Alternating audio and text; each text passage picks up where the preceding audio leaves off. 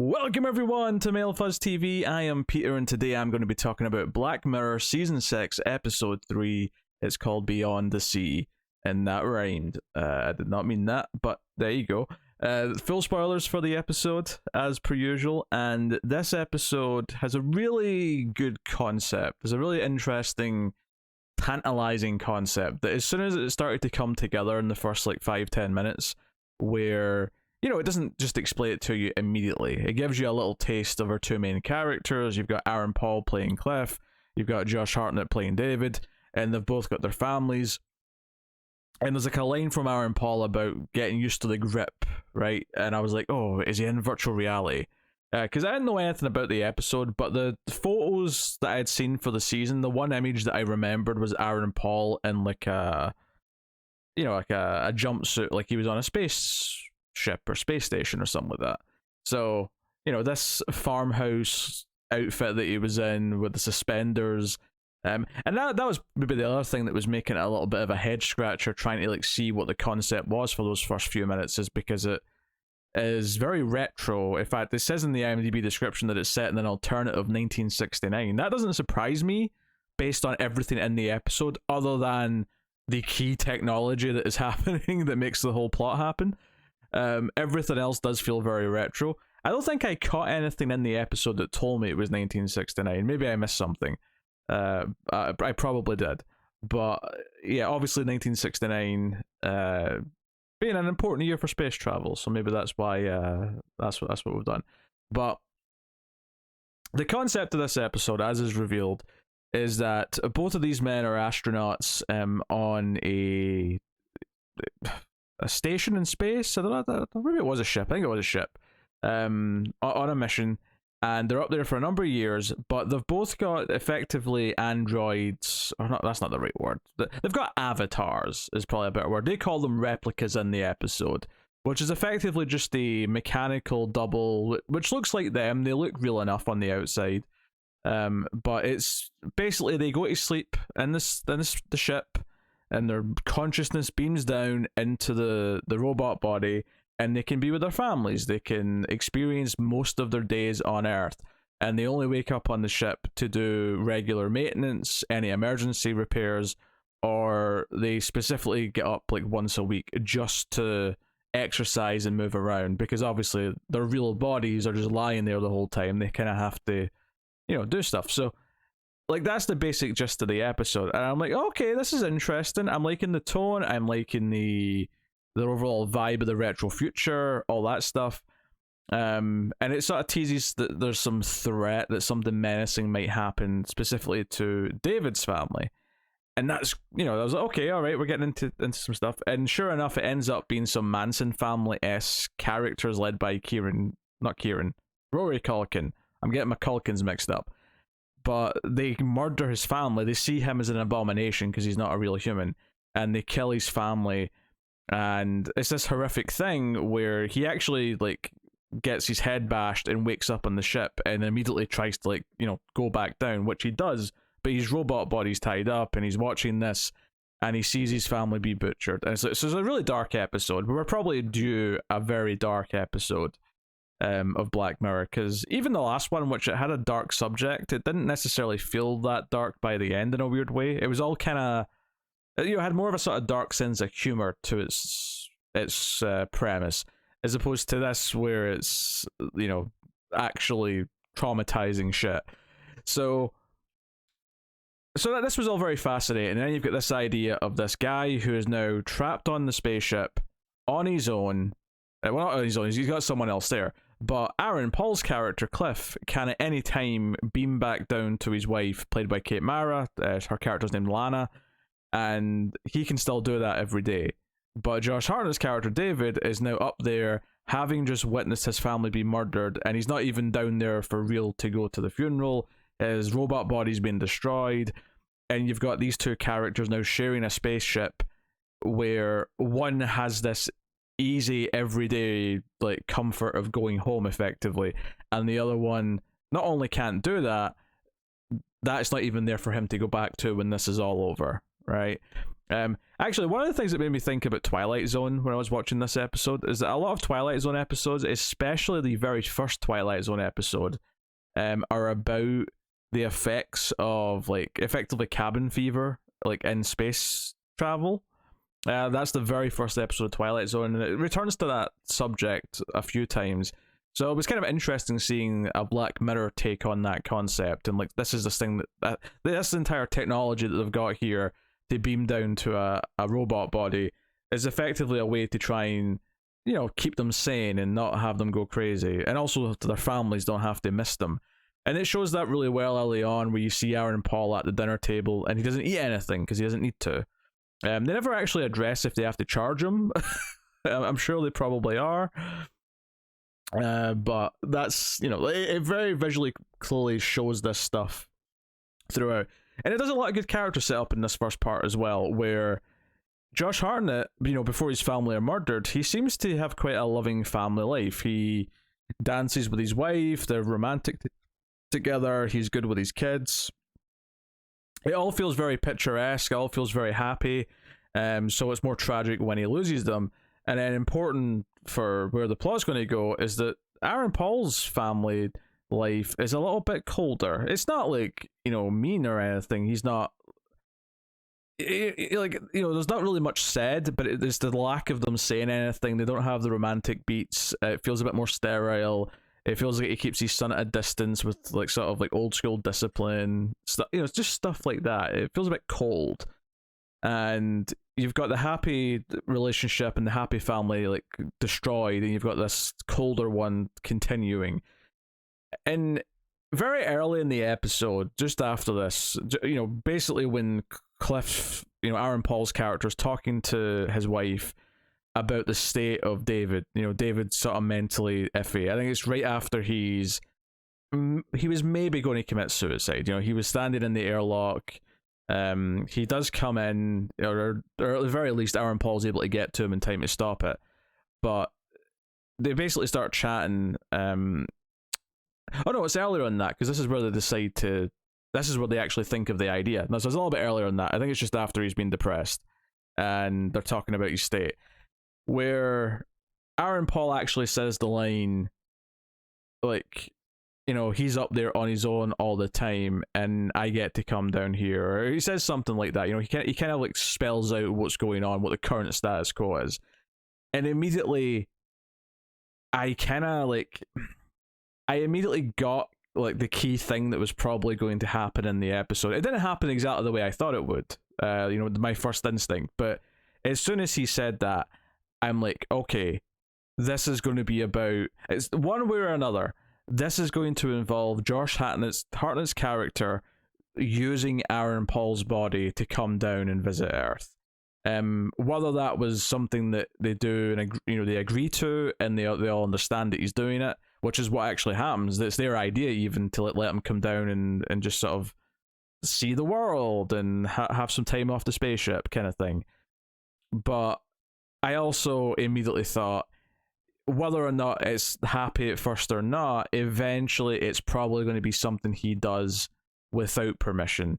And the reason why I think I instantly thought that is because they made a really good like point of showing us how it works, at least as far as like turning it on goes, where Aaron Paul has to put in his like dog tag into this little reader and it sort of activates it, and it emphasized it so much that immediately I was like, oh, so if you got someone's tags, could you just use theirs and go into their robot body? And sure enough, that's what ends up happening.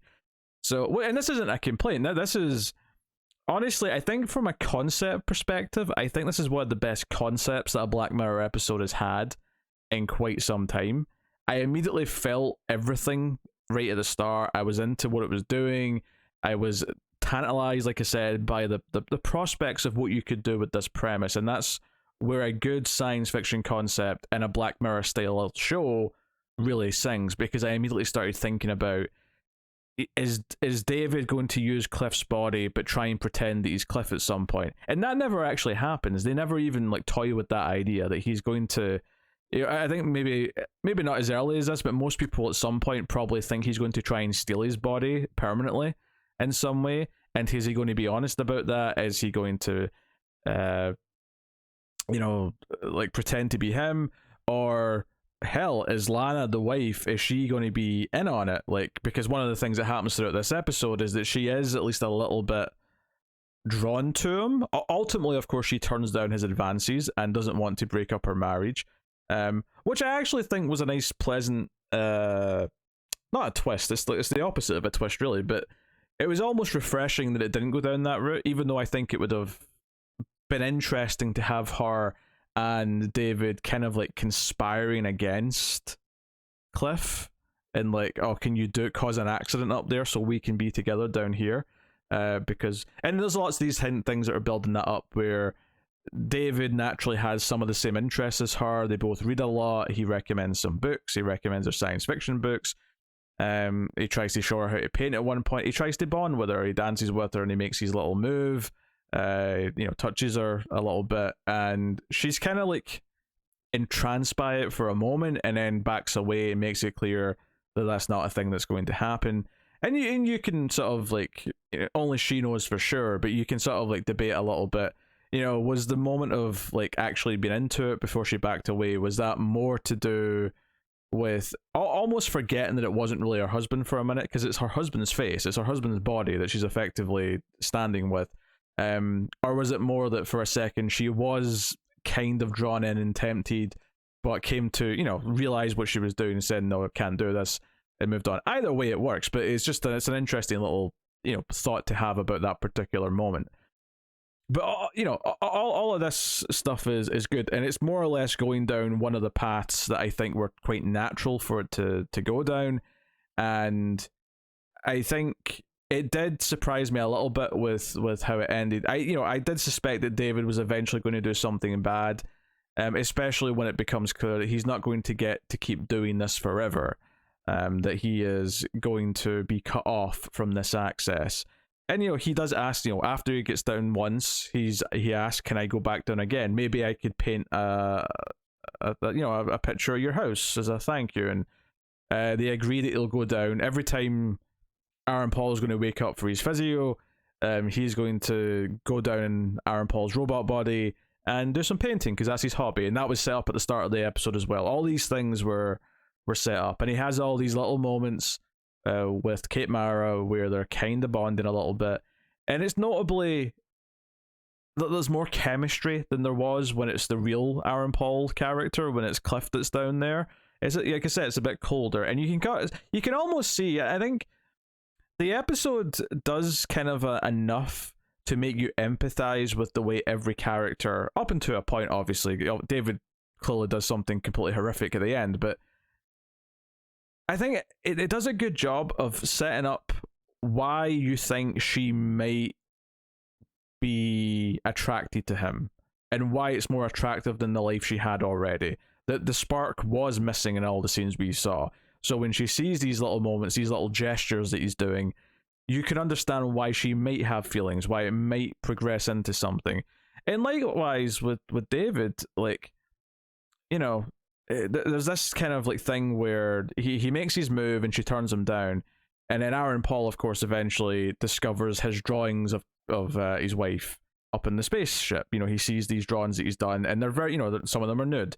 And earlier on, Josh Hartnett said, hey, I draw from memory. That's what he said about the house drawing. So this makes Aaron Paul obviously paranoid, and they have this confrontation where he punches him, all the rest of it. And it's this thing where when he goes down and talks to Kate Mara about what's happened, and he's like demanding to know what happened when when Josh Hartnett, when David was down here, she tells the truth basically. And she leaves out maybe the one small moment of like temptation, but otherwise, she tells the truth. Nothing really happened. He did want something to happen, but nothing did. But the interesting part of it, and I think what makes the writing of the characters again a bit more nuanced and engaging, is that there is truth to what David says. David says that she is lonely, that she's not feeling loved as a wife, and that something's wrong with the marriage. And she never said any of that to David, but when Aaron Paul brings it up, and specifically the fact that she's not touched and they're not having sex, at least in his robot, form, for whatever reason, maybe they feel awkward about it. But clearly there's a more deep-seated reason for it. Something's not quite right in the state of Denmark, if you will. And he's like, well, how could he know that then? And she's like, I don't know. And I think as the audience, we can clearly see he knows that because of just how she is, how she's reacting around him, her body language, her happiness, all these things that he's picking up on. So I'm not necessarily saying it justifies him trying to wedge his way into a marriage, especially in this very weird science fiction way of like actually having a body that belongs to the husband. But I think you can empathize with him recognizing that she needs something. And I think you can also still empathize with the fact that he's went through this traumatic event where he lost his wife and kids and is just seeking for a connection with someone. And obviously it becomes unhealthy. It becomes this thing that he's obsessing over, and he's drawing pictures of her, and being told that he'll never see her again when he asks to go and see her one last time to just apologize and say goodbye, which I'm questioning at this point if that's even his intention. He kind of snaps effectively when Aaron Paul says, no, you're never going back down there again, you're never going to see her again. But especially when he says, because she doesn't want you down there, she thinks you're a snake, she wants to vomit at the thought of you going back down. And that's kind of what makes him that. And of course, the one thing that did stick out here is that, again, and this is probably a good thing as far as nuance for the characters go, is that it does feel like the confrontation about what David said between Aaron Paul and Kate Mara did feel like it was like a pivotal moment for their marriage, and that they hug at the end and they're very obviously emotional. It kind of feels like the stuff that this has brought up might actually benefit them in the long run. This coming out in the open might help them grow and get better as a couple and all that stuff. And I think that's like kind of an interesting idea.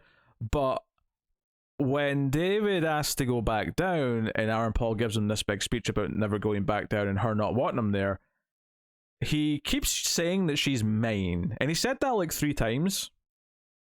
And it kind of rubbed me the wrong way, where it sounded very, very possessive in a really unlikable way.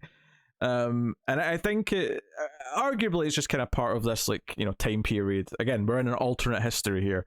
But also just like, there's almost this territorial kind of attitude that he's taking. So even though obviously I agree that he shouldn't let David go back down, he'd be mad to let him go back down given the current state of things.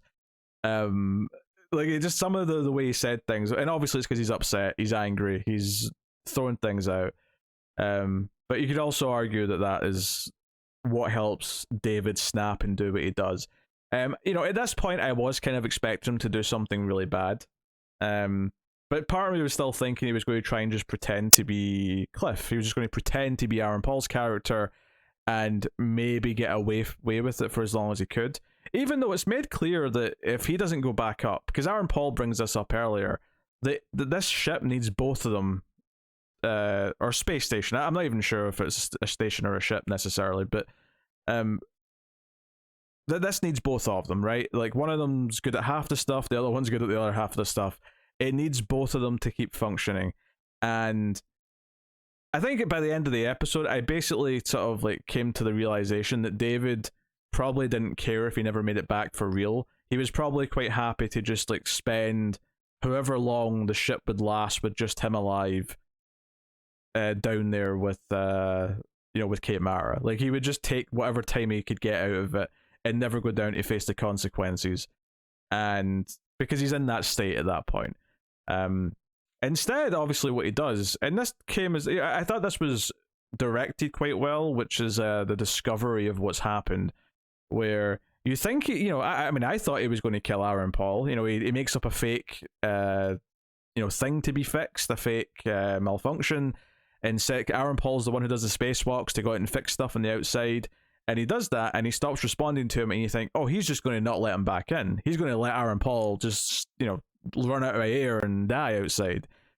But he does eventually let him back in. He's a bit late getting back, but he lets him back in. And then it's like, oh, where's the dog tag that he always takes off when he does this? And this is a good thing where they set all this up earlier, right? I've not emphasized it really because I'm just sort of jumping to the big points. But going through this process near the start of the episode when they're both quite happy, I mean, Aaron Paul never seemed that happy, but like when they're both relatively still happy, and showing the routine of taking all these things off and putting them in the tray, which notably includes the wedding ring as well, which you could argue is a little bit symbolic. It set all this up really well, because as soon as he took those tags off, I'm like, oh shit, you're handing him the keys to go and be you. Maybe just insisting you keep them on, even if it's against the rules or against the regulations for some reason, whatever the reason might be. You don't want something dangling inside the spacesuit, whatever.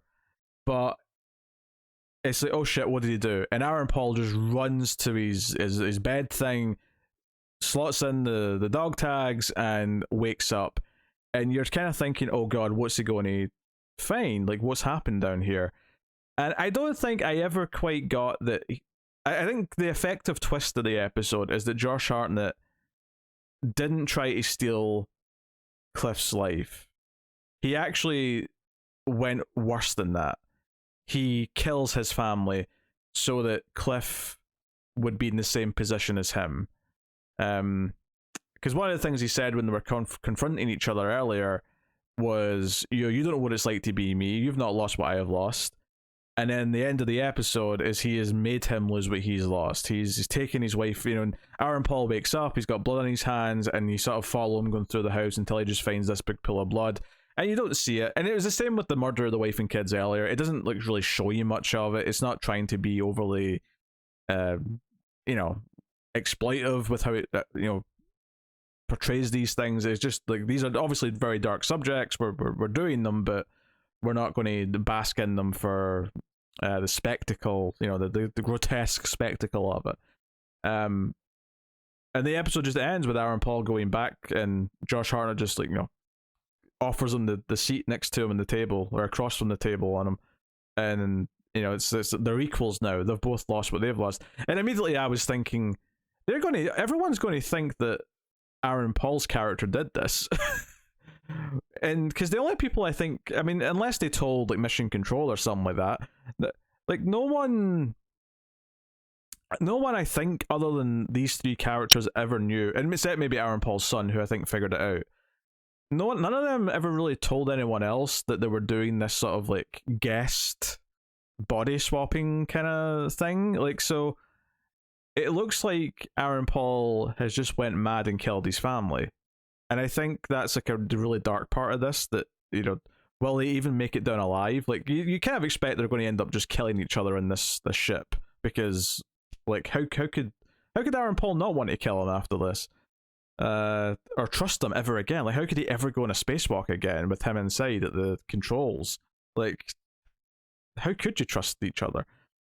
So, yeah, it's a super dark ending, and I kind of appreciated that it subverted my expectations a little bit, even though it still was doing a lot of the things that I immediately sort of started thinking about when the concept was fully revealed. I immediately started thinking about him using the other body, his partner's body, to go down, and then from there it wasn't that, it didn't take a big imagination from that point to think, oh, he's going to have feelings for his wife, and this will be kind of a weird love triangle that could develop into whatever, right? And there were so many possibilities for that to kind of go and end in, depending on how Kate Mara reacted to it, depending on like what David ultimately was going to try and do. And obviously, because he was such a happy family man at the start of the episode, you don't necessarily think that he's going to go that far off the deep end by the end, but seemingly he has. And I'm sure all the sci-fi books that he was reading or recommended to Kate Mara in the episode all had juicy tidbits in them to thematically relate to what's going on in this story. Yeah, so I mean, I'm sounding quite positive, and I am fairly positive. I think there was a part for the first like 25 minutes of this episode, I was actually thinking this could end up being like probably the best episode since USS Callister. which I think is the last truly great episode of Black Mirror. There's been fun episodes since. I've enjoyed watching this season so far, but I think that was the last really great episode, and that was the first episode of season 4. And I think this is still really good. I do think the runtime of 80 minutes does kind of hamper it a little bit. It may be like, well, it's not even so much that I think it should be shorter. It's almost like when the twist comes, I was expecting there to be like a whole other act after it took a dark turn, and instead it was more of a sort of quick boom, this thing's happened, and it's dark as shit. Roll credits, basically. It was much quicker once we got to that dark turn than I thought it was going to be. And part of that was that I didn't realize I was so late in the episode. I thought I was, a little bit earlier, which says that the episode up until that point had been moving at a nice pace and that I wasn't feeling long to me. So I can't really critique it and say it was too long, but it did kind of feel a little bit like there should have been more at the end, I guess. I don't know. I felt a little bit uneven is not even the right word. It felt like I wanted a bit more at the end, which is the opposite of last episode where they put too much at the end and I wish they'd cut it earlier. This is almost one where I get why it ends where it does, because I feel like, like you could do more, but it would be kind of weird. And I'm not necessarily saying that I wanted to see some of the build up to the actual killing of the family. I kind of get why they did it this way. They're playing in this idea that when Aaron Paul's here, he doesn't know what's going on. He doesn't even know that Josh Hartnett's beamed down into his body. It's completely not until he realizes that he might have went down that he gets scared, and we realize with him that something's probably happened. And I get the impulse to do that. But yeah, there is kind of a, like, I was saying earlier, I thought maybe he would pretend to be Cliff. He would pretend to be the real husband for a little bit. And yeah, what if we actually got to see that? And what if, like, instead of it being like a long-term thing, what if it was just he was pretending to be him for 10 minutes even, just to get into a position to kill her effectively. And the build up, and maybe like the realization for her as she realizes that it's not really him, that it never really, like, I guess I was expecting to play with that a little bit, and it never quite did, which I don't think that in and of itself's not a problem. I'm just kind of like giving one possibility of like how I thought there was going to be a bit more to the last like chapter of the episode. I thought like the dark turn when it came, I thought was going to be the start of the last act, instead of being just literally the last 5 minutes of the episode. So I guess ultimately what I'm saying here is I thought I was maybe in for an all-timer in the first like 20 minutes because I was really loving the concept, and then I thought I did a good job with the rest of it, but I didn't feel at the end like it delivered on like the all-timer that I felt like it was maybe going to be. It was almost like it didn't quite live up to the expectations that it set up for me in its first act, which I don't want that to sound too harsh though, because I still think that the rest of it was well performed. I think there's some nuance to the characters and how they, how things are revealed about the main marriage because we've got this third party kind of interfering in it, and how that kind of, reveals things about their marriage. And I like that it didn't go down perhaps the more predictable route of her actually just going, wanting to like cheat on her husband. Like the idea that it just kind of exposed their problems for them to actually kind of maybe address them. And the idea that this has actually maybe put them on a path of the happier marriage, only for it to be ripped away by the very person that kind of gave them that opportunity in the first place. I think those elements are all great, and I do like how it's shot and revealed that something bad's happened when he looks at his hands and they're covered in blood. I think those moments work really well. But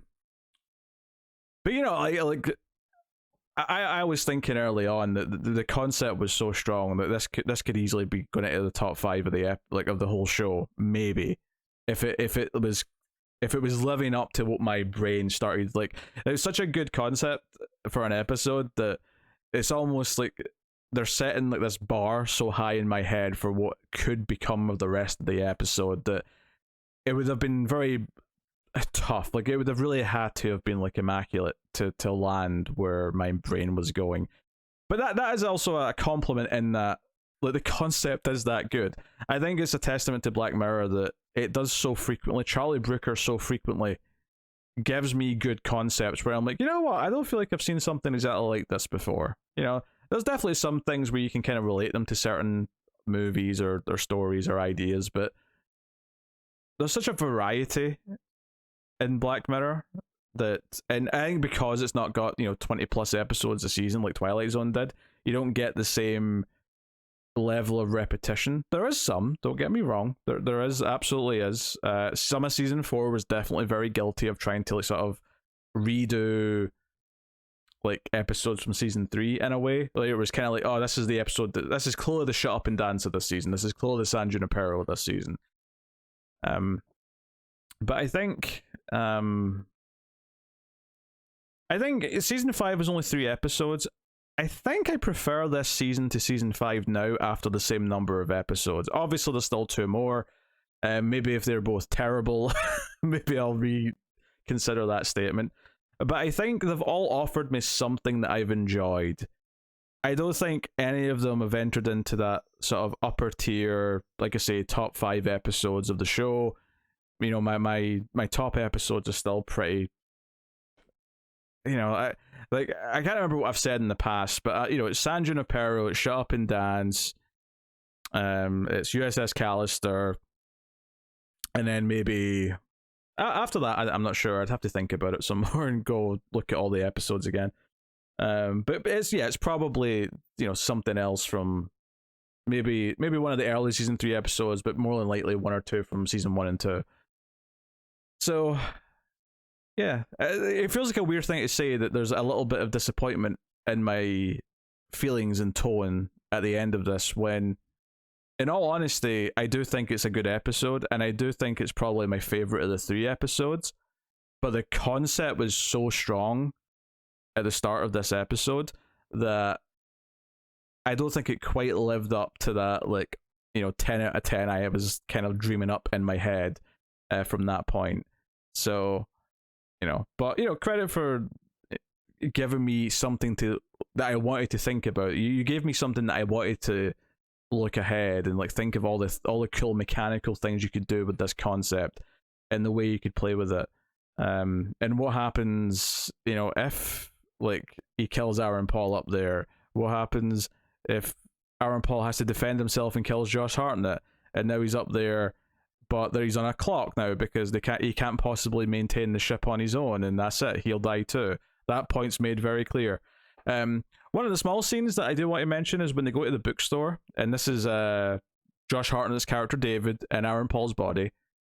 So he's pretending to be him to anyone, and it's the bookstore owner who says, "Hey, you're that astronaut," and he's like, "Yeah, it's me. Yeah, I'm a replica." And the woman brings up Josh Hartnett's character. He says, "Oh, I read what happened to your partner. Oh, that was awful what happened to his family." And I thought this was a really good moment, because basically someone is asking about it, not realizing that it's actually him, but he's having to basically be reminded of this in a sense, when he's almost kind of let himself be so wrapped up in his new attraction to Kate Mara that he's not thinking about it, and this sort of brings him, pardon the phrasing, right back down to earth. And yeah, and I think maybe that's the one of the things that Kate Mara's character Lana probably opens up with them a little bit, is because of these moments. It's the first one in the forest when he's crying, and then here when he cries in the car after this interaction, is that he's emotionally kind of available at these moments, where because of the coldness that Aaron Paul and her seem to have, where it's just kind of niceties, it's very kind of stilted. She asked to invite some neighbors over for a garden party at one point, and he just says, we'll see. He's very much the man of the house at this time period, and what he's saying is going, and it just seems a little bit miserable. But certainly it doesn't feel like it doesn't feel like he opens up emotionally to her, right? And that's one of the things that the big fight about what's really going on, and maybe that opening up the possibility that they will talk about their relationship and they will have a brighter future. comes from, because eventually he is actually finally saying things about what's going on, and she's saying things about what's going on. In fact, they didn't even say it. Like, it's this kind of implied almost just in the subtext of the questions that they're asking. But it's him emotionally being available in a way that her husband isn't, and that she can be there for him and she can comfort him, even if it's as simple as just hugging him or putting a hand on the shoulder. But so you can see why, on some level, maybe there was a slight temptation. But hey, so the characters are relatively rounded in that respect, which is good. It definitely makes the episode stronger for it, and the concept's really good. But it ends up being a pretty good episode instead of a great episode. But it is probably my favorite of the season so far, just because I like the concept so much. And they've all offered something different. I think the first one was funny and super meta. The second one I thought was darkly very funny, and I appreciated the lengths it went to and how absurd it was.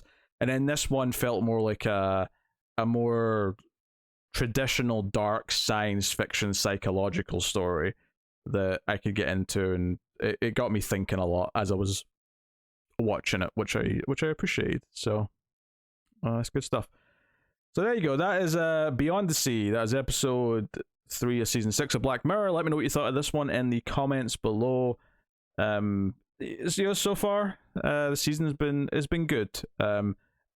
It's been good, but it's not had like knock my socks off. This is one of my new favorite episodes, and now that season 5 didn't have that. There's still 2 left in this though, so we'll see how that goes.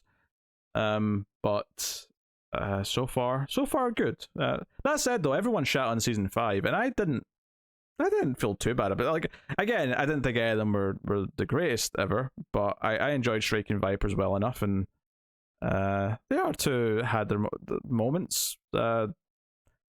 Well, the middle one was a bit weaker, though. Even though it sounded fun on paper, the one with the hostage in the car wasn't that. It was mixed. It was mixed. That's just it. Anyway, I'm rambling on now. So thank you very much for watching. You can support all the content over at patreon.com/MailFuzzTV and support us for however much you want per month, and keep all the content coming. But otherwise, that is me. So thank you once again for watching or listening. I always appreciate it. Keep watching TV. Have you got any vanilla?